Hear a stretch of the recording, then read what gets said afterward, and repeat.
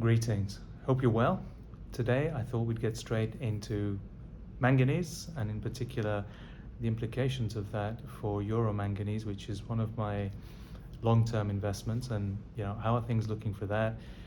All the hype at the moment is around lithium, a little bit now on copper, but there are many other critical minerals that should be in demand, also in line with the pull on electric vehicles. But let's look at manganese for now. So I'm going to do a bit of reading today, so flash up some text.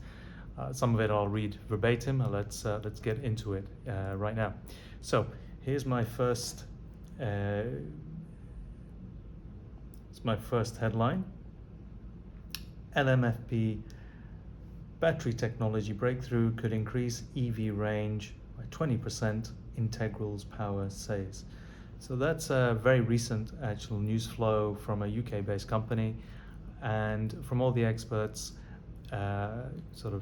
doctors and experts in the field that I've spoken to, they do believe that this will be the next generation of sort of LFP plus, if you want to call it that, batteries. Initially, in the West, there was a focus on NMC. I think that's due to density and duration, etc. But now we're looking at new generation batteries that are LFP based but with manganese added. So that's an interesting one. The next one I'll read a bit more into it is due to abundant and easily available manganese, or LFMP batteries incur a cost about 21% higher than that of LFP batteries on a US dollar per kilogram basis. However, when considering the higher energy density, the cost per watt hour is approximately 5% lower, making it much more economical than ternary batteries. Overall, LFMP technology emerges as a cost-effective and safer solution for applications with higher performance requirements, such as EVs and large-scale stationary energy storage. And these few quotes I'm repeating now, these are from actually an EY report. As the electric vehicle landscape continues to evolve, lithium manganese iron phosphate batteries are capturing attention for their ability to bridge the gap between cost-effective lithium iron phosphate and the high energy density nickel cobalt manganese chemistries. LMFP enhanced with manganese inherits the thermal stability and affordability of LFP while offering a higher energy density. Despite higher upfront costs due to abundant manganese, the overall cost per watt hour remains competitive. Manufacturers are exploring avenues for cost reduction, positioning LMFP as a safer and cost-effective solution for EVs.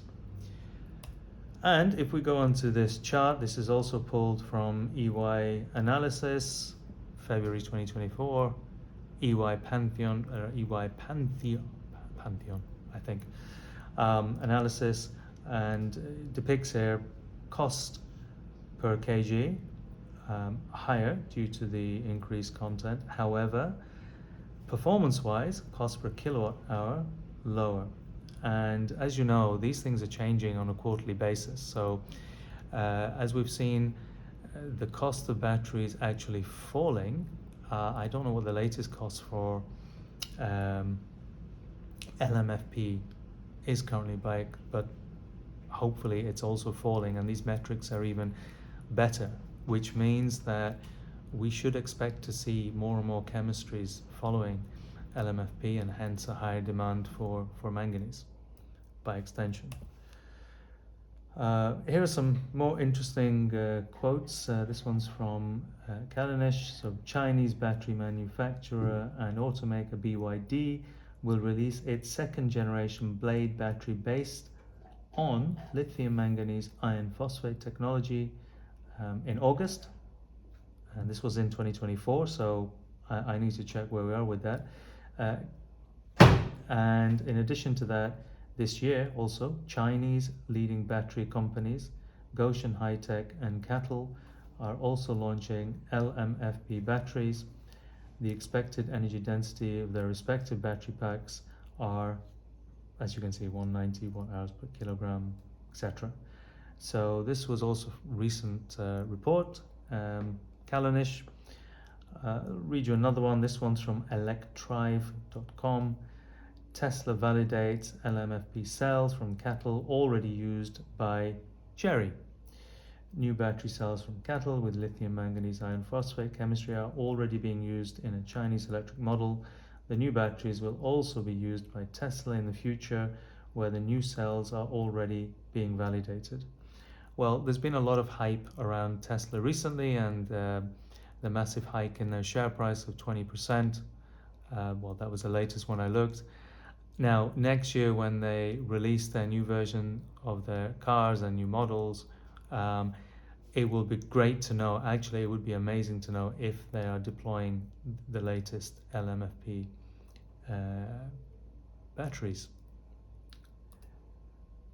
Okay, so moving on to how Manganese is doing. I mean, these last few months they've had a lot of great announcements. As you can see, we've got this standard funnel pipeline of potential offtakes and future offtakes or ongoing discussions. And they made a few recent announcements, which is great news. They're mainly term sheets, so not actually binding, but they're moving along a funnel process. The key thing is we've had some movement.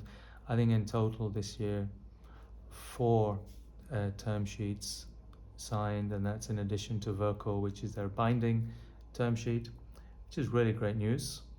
We'd obviously like things to move faster, but look, we've got to be fair to a lot of these companies. You know, when markets change, the macro scene changes, it's very difficult to control. But in general, they're making progress.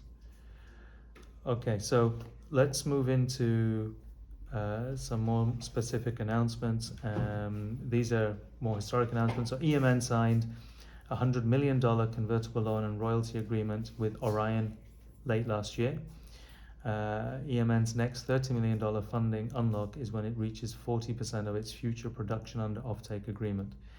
It is currently at 22.5% with a term sheet signed with Verco. So I think I have to look into these details a bit more with a bit more focus, but my understanding is with Verco it's binding. With others currently it's non-binding, but they are on the path to move towards binding if the off-takers themselves can get approvals further downstream on their plans.